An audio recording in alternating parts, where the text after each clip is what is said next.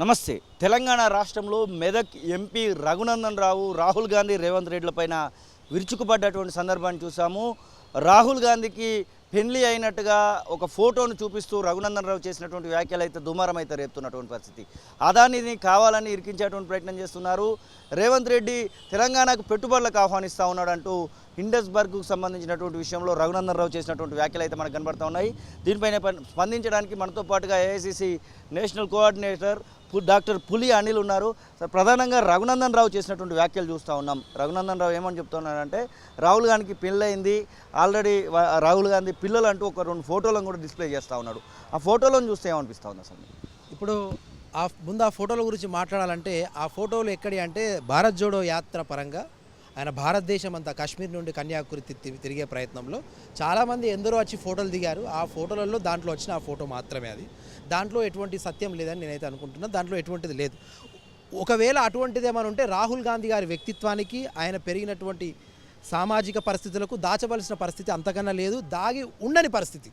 కాబట్టి రఘునందన్ రావు గారు నిన్న అసలు రాహుల్ గాంధీ గారు చేసిన ఆరోపణలు ఏంటంటే భారతదేశంలోనే అతిపెద్ద స్టాక్ మార్కెట్ కుంభకోణం జరిగిందని, దాంట్లో అదానీ గారు ప్రధాన సూత్రధారులని, ఆయన అనుచరులు ఈ భారతదేశం యొక్క ఆర్థిక వ్యవస్థనే కుప్పలేసే విధంగా కుంగదీసే విధంగా స్టాక్ మార్కెట్ కుంభకోణం జరిగిందనేది ఆయన చేసిన సాక్ష్యాధారాలతో చేసినటువంటి ఒక విషయం.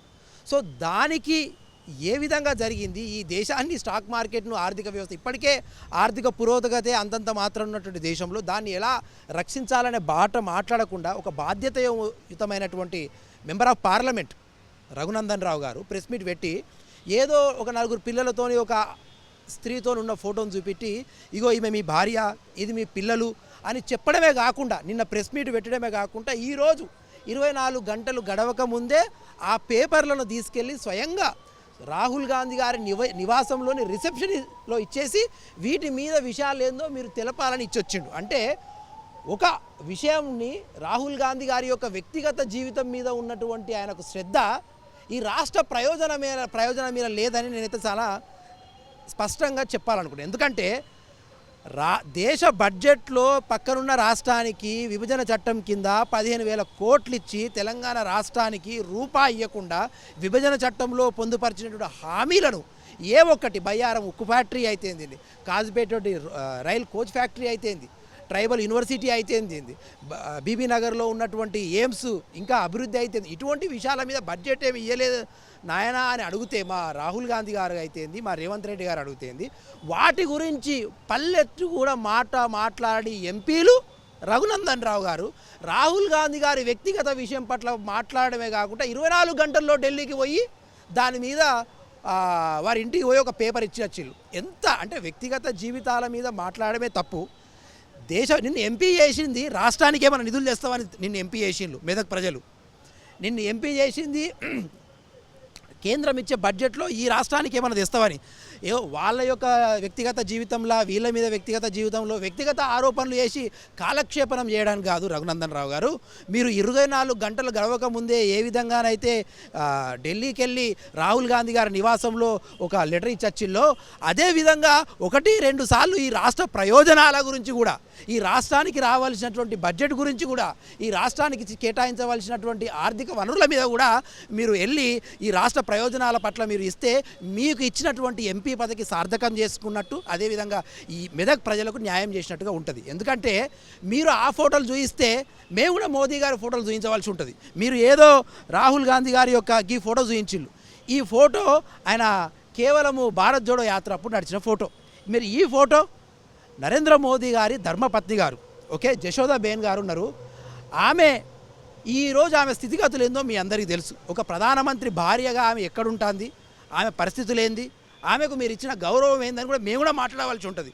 స్వయంగా మోదీ గారి తల్లిగారు చనిపోయినప్పుడు అతని ధర్మపత్నిగా ఆ యొక్క అంతిమ క్రియలకు హాజరు కావాలని కోరికతోనే ఆమె ఇంట్లోకి వెళ్ళి బయలుదేరితే ఆమెను రానియకుండా చేసి ఇంట్లోనే కట్టడి చేసిన వ్యవస్థ మోదీ గారి వ్యవస్థ. మేము కూడా మాట్లాడాలంటే మాట్లాడచ్చు.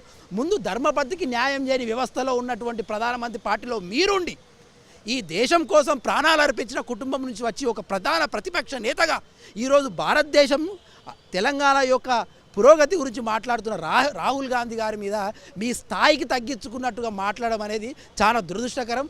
దయచేసి రాహుల్ గాంధీ గారి వ్యక్తిగత జీవితం మీద ఫోకస్ తక్కువ చేసి నా తోటి ఎంపీ అని మీరు అంటున్నారు. రాహుల్ గాంధీ గారు మీ తోటి ఎంపీ కాదు, ఈ దేశానికే ప్రధాన ప్రతిపక్ష నేత. మీరు రాహుల్ గాంధీ గారిని తోటి ఎంపీ అంటే మా రాహుల్ గాంధీ గారు కూడా నరేంద్ర మోడీ గారిని తోటి ఎంపీగా భావించవలసి ఉంటుంది. మేము అట్లా భావించం.